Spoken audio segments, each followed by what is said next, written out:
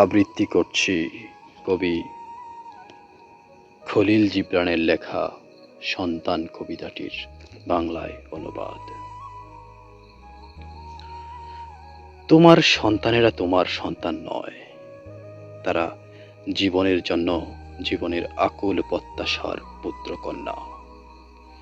তারা তোমাদের মাধ্যমে আসে, কিন্তু তোমাদের ভেতরে জন্ম নেয় না। এবং তারা যদিও তোমাদের সাথে থাকে, তারা তোমাদের সম্পদ নয়। তোমরা তোমাদের ভালোবাসা তাদের দিতে পারো, কিন্তু তোমাদের ভাবনা দিও না, কারণ তাদের নিজস্ব ভাবনা আছে। তোমরা তাদের দেহকে ঘরে রাখতে পারো, কিন্তু তাদের আত্মাকে ধরে রাখতে পারো না, কারণ তাদের আত্মার বসবাস ভবিষ্যতের গৃহে। তোমাদের স্বপ্নেও তোমরা সে গৃহের সন্ধান পাও না। তোমরা তাদের মতো হওয়ার চেষ্টা করতে পারো, কিন্তু তাদেরকে তোমাদের মতো করার চেষ্টা করো না, কারণ জীবন পশ্চাৎ পানে চলে না, ফেলে আসা দিনের জন্য দাঁড়িয়েও থাকে না।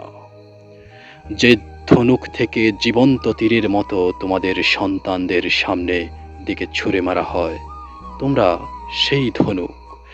আর তীরগুলোকে দ্রুত বেগে বহু দূরে নিক্ষেপ করার জন্য ধনুর্ধর অসীমে লক্ষ্য স্থির করে তার প্রচণ্ড শক্তি দিয়ে তোমাদেরকে নত করে। তোমরা সেই ধনুর্ধরের হাতে আনন্দে আনত হও, কারণ সে যেমন পছন্দ করে দূরগামী তীর, তেমনি পছন্দ করে একটি সুস্থির ধনুক।